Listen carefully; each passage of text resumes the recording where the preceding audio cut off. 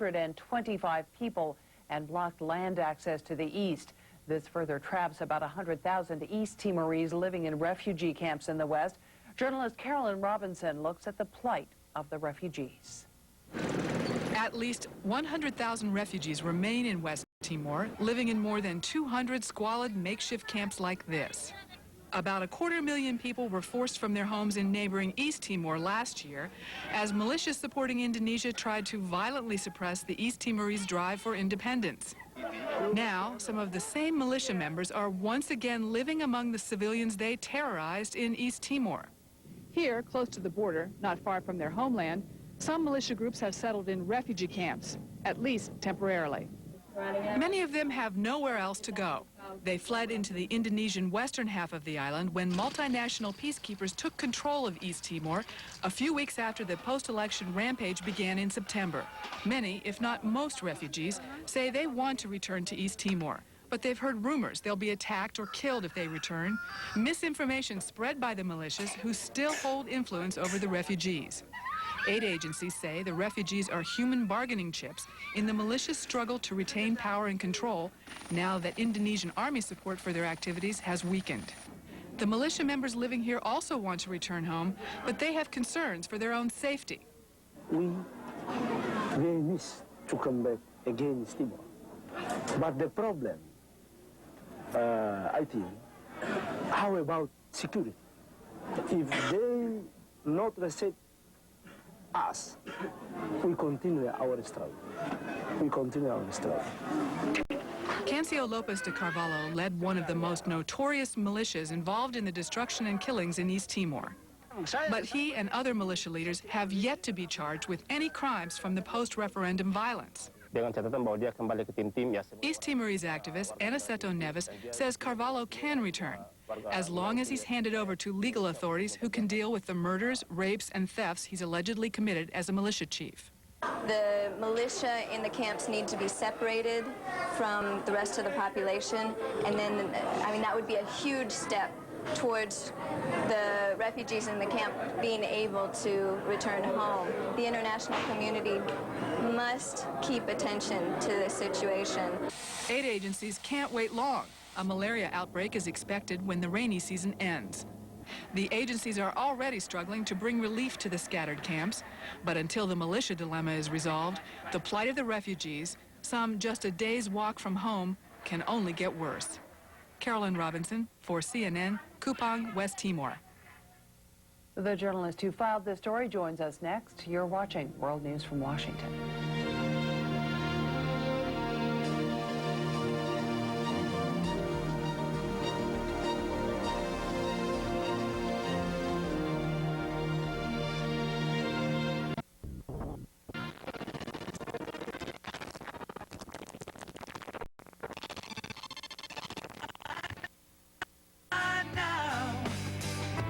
Over me.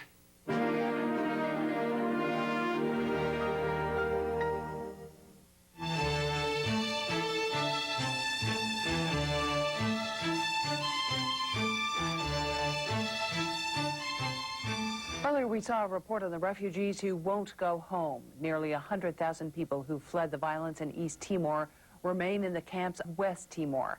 Carolyn Robinson, the journalist who reported that story, is now with us live. Thanks for coming in. Sure. You talk about militia members in the camps. How many are there? How powerful are they? We visited 3 camps, Jean. In each camp, we saw militias. In the first camp, which was the largest, there are 12,000 refugees. They followed us as we were escorted on a police tour armed with M16s. Didn't get in our way, but they weren't allowing us to stop anywhere. In the second camp, we stopped and were only allowed to speak with the officials in the camps. I spoke with an Army commander who said that there are no militias in the camps. When the NGO activists who were there told me that they were standing right behind me, I could have literally reached out and touched them as I was there. So is the government uninformed or simply refusing to recognize the obvious? We spoke with activists who said that they're basically just lying. We asked them specifically, are there militias in the camps? And they said, no, there are no militias in the camps. We said, what about ex-militias? They said, no, no militias. They're all refugees.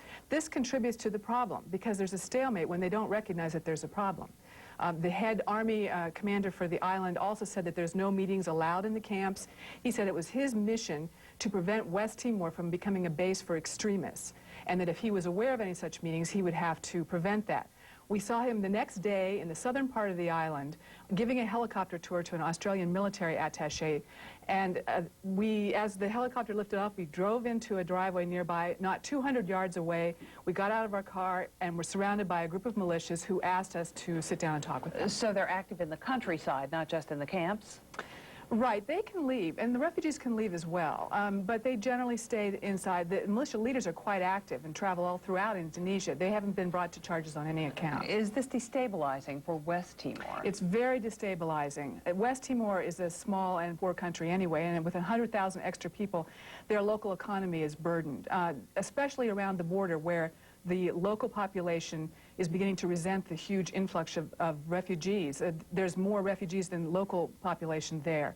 The other destabilizing factors are the government not acknowledging the militias not being arrested and allowing to be roaming free, and the refugees themselves in a very miserable state. Yeah, I want to talk to you a little bit about that. What are the conditions like in the camps themselves? The conditions are very basic. They do get food, they do get water, they get some minimal health care, but it's spotty. The camps are spread throughout the countryside. There's 200 of them. 8 agencies say it's very difficult for them to reach everyone and provide consistent care. The problem is disease. Tuberculosis is everywhere, and it's very infectious. The other problem is they're expecting a malaria outbreak any time now when the rains stop. Those conditions are added to the general uncertainty of their condition.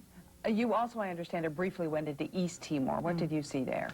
We saw the destruction. Every block has huge amounts of burned out buildings. There are signs of life. Things are coming back. Interestingly, it's usually for the peacekeepers themselves, the businesses that provide to them are doing quite well, and you'll see thrifty rent-a-cars that charge $125 a day for renting a car. So there's the two-tiered economy that goes on there, but there's signs of life. It's returning. Your advice to the world? This situation needs monitoring. It's a very tense and volatile situation that we tend to forget about.